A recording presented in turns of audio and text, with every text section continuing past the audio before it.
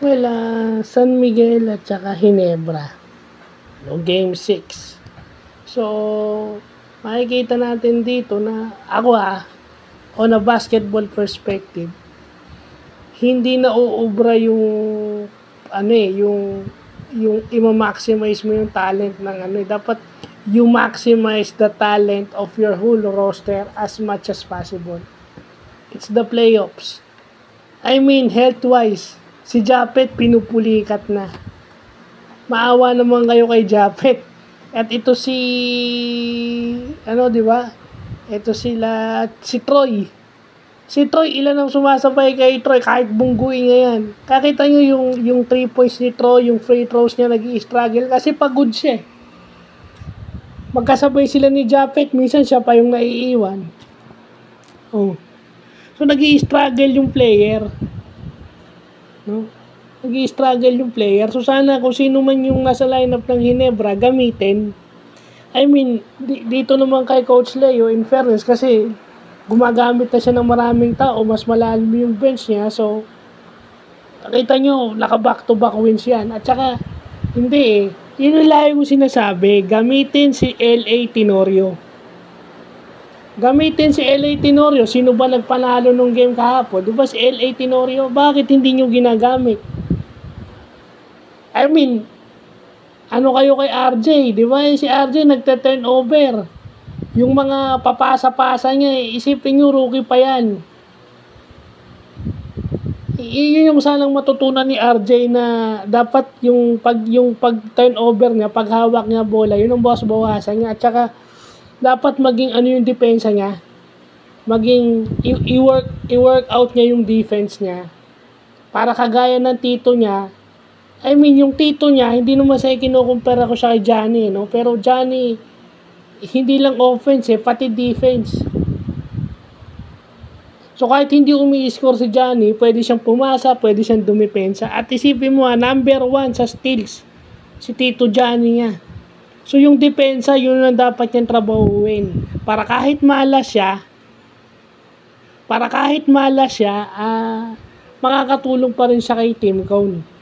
Hindi ko alam dito sa mga player ngayon, mga gago Kita nyo, yung si LA, kung mag-turnover man yon, madalang. At saka kita mo yung mga pasa nun, sigurado.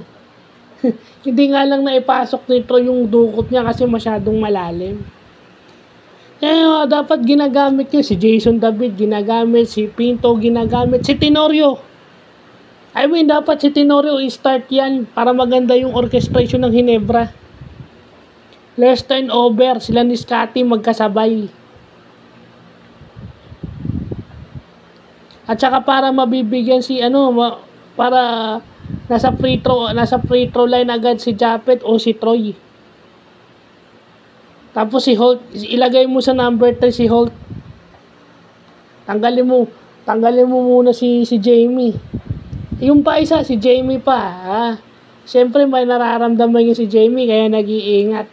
Isipin nyo, kahit naka-triangle kayo, basang-basa na ng San Miguel ang gagawin nyo. So, anong ginagawa ng San Miguel? Binabasa na lang nila yung double team. Alam na nila kung paano kayo i-double team. At anong ginagawa niyan? Tingnan nyo, bench points. Doon nagkakatalo sa pass break points dahil mas marami silang player, mas marami silang naglalaro. Pass break points sila mataas, bench points nila mataas. Tsaka si Junmar nakakapagpahinga. Tingnan mo yung activity ni Rodney Bronreal. Kailangan gawa nila ng paraan si Rodney. Yung rebounds nun, yun ang pumapatay din sa Ginebra. Hindi naman kakayanan ni Japet at saka ni Troyan na silang dalawa lang. Kita mo yung Rodney, kumukuha ng rebound. Yung rebounds, yun ang dapat pagtuunan ng pansin. Dapat ma-dominate nila yung rebounds. Kailangan tulungan si Japet at saka si Troy kasi dulo na yan Siyempre pagod na yan. I mean, kahit ikaw yung winningest coach ikaw yung pinakamaraming championship, dapat matutuwa rin na gamitin yung mga players mo. Yung sasabihin mong hindi ka masyado nagtitiwala sa player, bakit niline up mo? I mean, yun na lang yun. Kaya nga sumisigaw ako, napapagalitan na nga ako ng mama ko Diba, ba't tinanggal mo? Ang ganda-ganda ng ginagawa. O, pwera na lang kung medyo kinukuha pa niya yung hangin niya kasi kababalik lang. Di ba? Kababalik lang ni LA. So, sana yung few minutes na stretch na yon mabigyan siya ng pagkakataon para ayusin yung Hinebra. Hindi mo naman siya kailangang gamitin ng matagal. Yung stretches lang na yon, yung ganun. Nakita nyo? Oh. Siya yung nag-deliver ng game-winning shot.